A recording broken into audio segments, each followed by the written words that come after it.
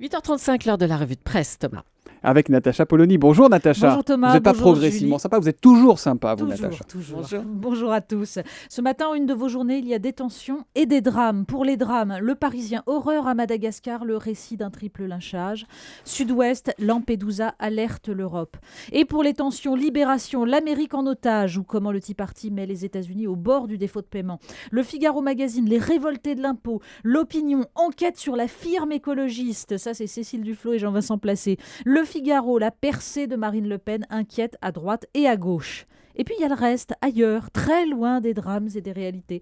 En une de elles, l'inévitable Cécilia Attias, le visage délicatement flouté par Photoshop, ce qu'elle n'avait jamais dit. On attendait. Enfin, on a retrouvé Jacques Chirac, il est en une de Nice Matin, attablé chez Sénéki à Saint-Tropez devant une pina colada. Oui, visiblement le 55e anniversaire de la Ve République ne bouleverse pas les supposés héritiers du gaullisme. Et cette photo de Jacques Chirac, on l'a mise sur le site politique d'Europe 1, le lab.fr. Lampedusa, donc, avec ce drame effroyable. Oui, au moment où ils ont bouclé, nombre de journaux n'avaient même pas encore le nombre de victimes du naufrage. Mais déjà, la tristesse le dispute au dégoût. C'était il y a 20 ans un paradis, écrit Laurent Marchand dans Ouest France. Un îlot suspendu en Méditerranée, c'est aujourd'hui un cimetière à ciel ouvert. Il parle de la solidarité des habitants, des complications administratives dans les centres de rétention, mais il affirme surtout, ce sont les pays européens qui doivent se sentir responsables des drames humanitaires, au même titre qu'ils se sont déclarés légitimes à bombarder les troupes fidèles à Kadhafi. Plus sombre sans doute dans sa façon d'en appeler à l'aide au développement, Ivarté dans Sud-Ouest. Quel pays au monde pourrait un jour élever un barrage face à un océan ? Il est des empires qui n'ont pas résisté à des migrations. Oui, aider l'Afrique est plus encore qu'un devoir moral, c'est aussi une nécessité politique. Dans les journaux, hier, on en était à quack, si je me souviens bien. Là, on doit en rajouter un ou deux encore. Quack. Oui, la machine à quack s'est emballée. Le Parisien ironise sur les consignes de communication envoyées au ministre. L'arme anti-quack qui va faire pchit. Et le journal se délecte visiblement de ce tweet de Xavier Cantat, le compagnon de Cécile Duflot, accusant Manuel Valls de racisme. Rosalie Lucas cite un écolo, philosophe. Ce qui sauve Cécile, c'est que François Hollande peut difficilement lui reprocher le tweet de son compagnon. Et l'autre couple de Cécile Duflot, celui qu'elle forme en politique avec Jean-Vincent Placé, ne s'en sort pas mieux. L'Opinion se plaît à rappeler qu'ils sont surnommés les Thénardier au Conseil régional d'Île-de-France et qu'ils sont visiblement très doués pour capter les subventions prévues pour la formation des élus. Alors dans les Échos, le philosophe Roger-Paul Droit s'amuse de cette métaphore musicale, couac, cacophonie.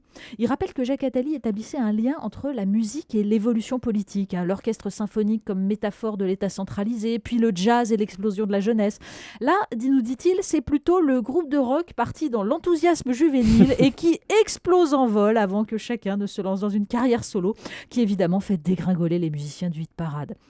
À moins, bien sûr, qu'un arrangeur ne nous serve la tournée Âge tendre et tête de bois. À propos de ce tweet de Xavier Cantat que vous évoquiez, Anne Hidalgo, qui était dans ce studio il y a quelques minutes, nous disait « Non seulement ça fragilise Cécile Duflot, mais ça nous fragilise tous ». Fermez les guillemets. Il y en a une que ça fragilise peut-être pas, c'est Marine Le Pen. Oui, en haut du hit parade, cette semaine, du hit parade, notamment du Figaro Magazine, il y a Marine Le Pen, 3e derrière Manuel Valls et Nicolas Sarkozy, parmi les politiques à qui les Français veulent voir jouer un rôle dans l'avenir. Mais la polémique du jour, c'est la colère de la présidente du Front National contre les termes extrême droite accolés à son parti. Le Parisien rappelle évidemment l'histoire du FN, rassemblement hétéroclite d'anciens SS, de partisans de Doriot et de néofascistes. Mais dans le Figaro, Guillaume Tabar nous explique que ce refus, déjà exprimé par le père, ne relève plus d'un seul souci de respectabilité. Et d'intituler son papier, avec la délectation du provocateur, patronne du front de gauche. Marine Le Pen est-elle d'extrême gauche ? C'est plutôt cette question qui se pose, nous dit Guillaume Tabar. Il cite ses diatribes contre l'ultralibéralisme, contre les marchands de sommeil, la demande de nationalisation de Florange, sa défense du pouvoir d'achat des Français. L'électorat qu'elle conquiert, nous dit-il, petits fonctionnaires et ouvriers, n'a plus rien à voir avec l'électorat résiduel de l'extrême droite. La renvoyer à ses racines, qui ne sont pas les siennes, ne suffit pas, nous dit-il. Reste que ce sont les racines des militants historiques de son parti et que changer son peuple n'est jamais facile.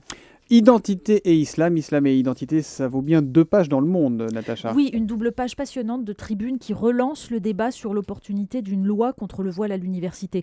Mais il faut surtout lire le numéro de Causeur de ce mois-ci, autour du dernier livre d'Alain Finkielkraut. Alain Finkielkraut qui voit le cœur de l'identité française dans les femmes et les livres, dit-il, hein, le commerce apaisé entre les sexes et la transmission des œuvres. Eh bien, autour de lui, le journal met face à face les tenants du multiculturalisme, donc ceux qui disent que la France doit accepter l'expression des religions et en particulier de l'islam, qui la change de l'intérieur. Il y a ceux qui ouvrent, comme au Rincy, une salle de fitness réservée aux femmes. Et puis en face, ceux qui croient que la France est justement le pays qui accepte le multiethnique, mais pas le multiculturel. C'est un débat crucial et passionnant. Évidemment, la petite poire pour la soif pour finir cette revue Et de presse. oui, le Natacha. magazine M nous raconte l'expérience des journalistes du Reader Digest qui ont testé l'honnêteté dans 16 métropoles. Alors le principe est simple, on abandonne un portefeuille contenant 50 € et un numéro de téléphone et on voit ce qui se passe. Eh bien, résultat... Il n'y a pas de réseau, que voulez-vous, il n'y a pas de réseau. À Helsinki, 11 retours sur 12 portefeuilles abandonnés. Bravo.